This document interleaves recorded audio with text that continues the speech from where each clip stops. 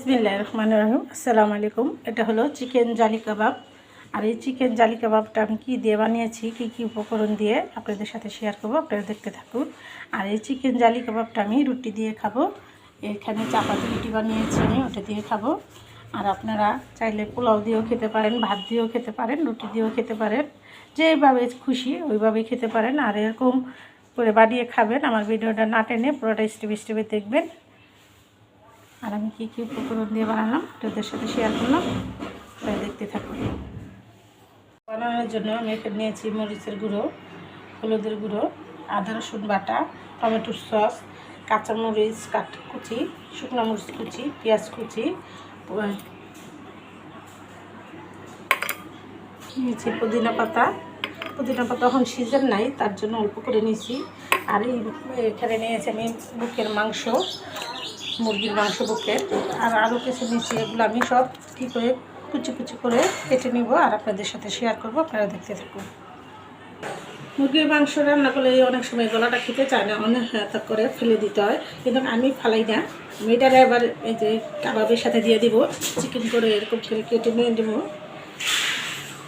আর এখানে নিয়েছি বুকের মাংসটা, এটাও নিয়ে নেব। এখানে দেখেন আমার কতটা মাংস হয়েছে। আর আমি এগুলো একটু এরকম করে পুঁতা দিয়ে থেতলে নেব। এটা আর আমি তো কিমা করতে পারবো না, তার জন্য এটা একটু এরকম থেতলে নেব।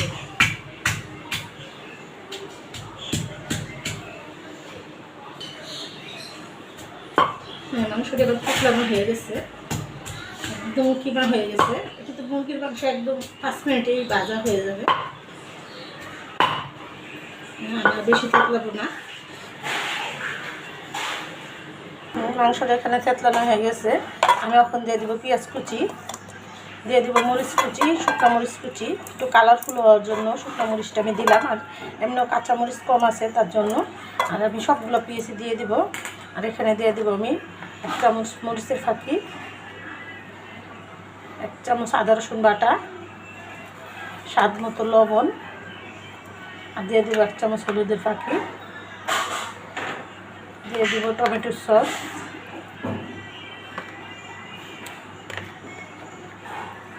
এটা দিয়ে দিলাম টমেটোর সস, দিয়ে দিব 1/2 চামচ শাহি মশলার গুঁড়ো, এটা শাহি মশলা,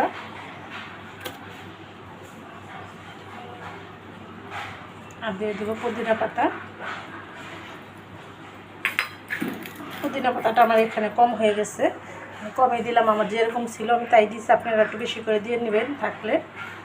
আর দিয়ে দিব লেবুর রস। একদম সহজ ঘরোয়া পদ্ধতিতে একটা জিনিস বানিয়ে খেলে যে কত সুস্বাদু লাগে, নিজের কাছে প্রশান্তি লাগে, আর যার সামনে উপস্থাপন করেন, যারা দেন খাওয়ান, তারও ভালো লাগে। আর আমি এখন এটা মেখে নিব। এটা ভালো করে 10 মিনিট ভালো করে মেখে 10 মিনিট রেখে দিবেন। 10 মিনিট পর এটা বানালে এটার ভিতরে মশলাটা যাবে। আর আমি এটাতে কী কী উপকরণ দিলাম, কী কী মশলা দিলাম আপনাদের সাথে পুরোটাই শেয়ার করলাম। আপনারা ওরকম মশলা উপকরণ সব কিছু দিয়ে মেখে 10 মিনিট রেখে দেবেন। ফিরে 10 মিনিট পর বানাবেন।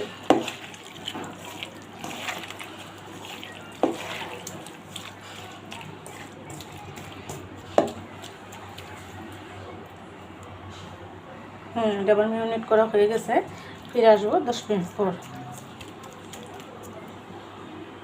সবগুলো এখানে ভাজা হয়ে গেছে। আমি এক এক করে যেমন দিয়েছি আবার এরকম এক এক করে সব উঠিয়ে নেব। আর এই চাপগুলোতে আমি কি কি উপকরণ দিলাম, কি কি মশলা দিলাম আপনাদের সাথে পুরোটাই স্টেপে স্টেপে শেয়ার করলাম। আপনারা ভিডিওটা না টেনে পুরোটাই স্টেপে স্টেপে দেখবেন আর এরকম করে বানিয়ে খাবেন। আর আমার ভিডিওটা দেখে ভালো লেগে থাকলে অবশ্যই একটা লাইক, একটা কমেন্ট, একটা শেয়ার করে দিবেন। ভিডিওটা বড় না করে আমি এখানে রেখে দিলাম। আসসালামু আলাইকুম। বানানোর জন্য আমি এখানে নিয়েছি মরিচের গুঁড়ো, হলুদের গুঁড়ো, আদা রসুন বাটা, টমেটোর সস, কাঁচামরিচ কুচি, শুকনো মরিচ কুচি, পেঁয়াজ কুচি, নিয়েছি পুদিনা পাতা। পুদিনা পাতা এখন সিজন নাই, তার জন্য অল্প করে নিয়েছি।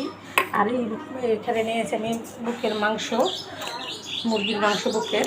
আর আরও কিছু নিচ্ছি, এগুলো আমি সব কী করে কুচি কুচি করে কেটে নিব আর আপনাদের সাথে শেয়ার করব, আপনারা দেখতে থাকুন।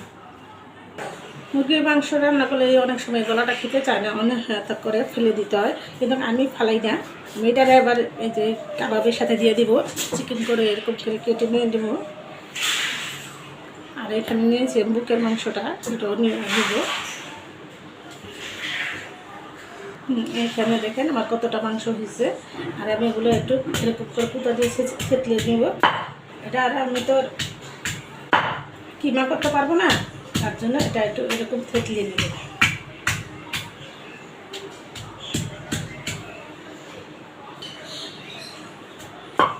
মাংসটা এবার থেতলানো হয়ে গেছে, একদম কিমা হয়ে গেছে। এটা তো মুরগির মাংস একদম 5 মিনিটেই ভাজা হয়ে যাবে,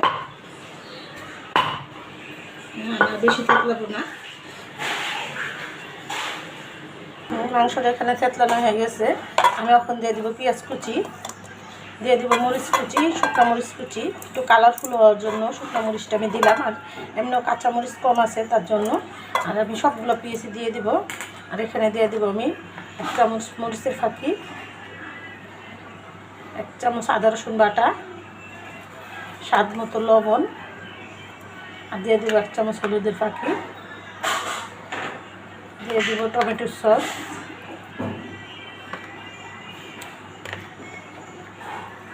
এটা দিয়ে দিলাম টমেটোর সস, দিয়ে দিব 1/2 চামচ শাহি মশলার গুঁড়ো, এটা শাহি মশলা,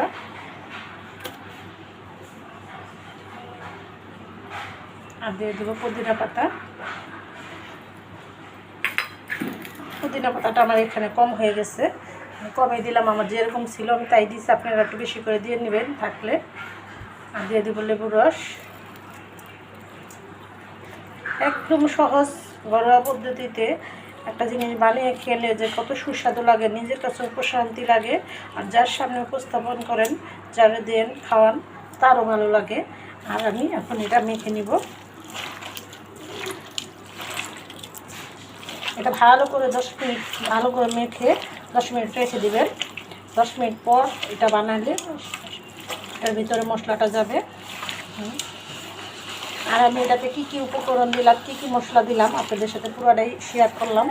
আপনারা ওরকম মশলা উপকরণ সব কিছু দিয়ে মেখে 10 মিনিট রেখে দেবেন। ফিরে 10 মিনিট পর বানাবেন।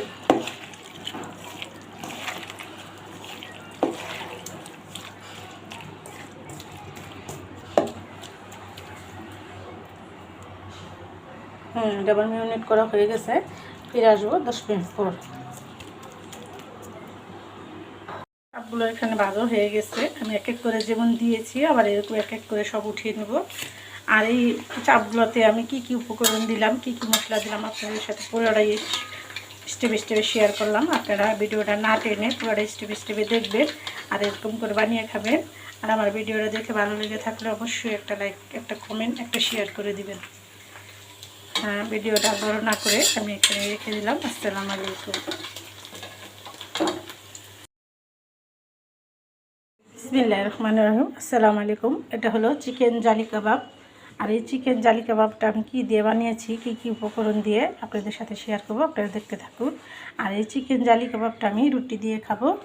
এখানে চাপাতি রুটি বানিয়েছি আমি, ওটা দিয়ে খাবো।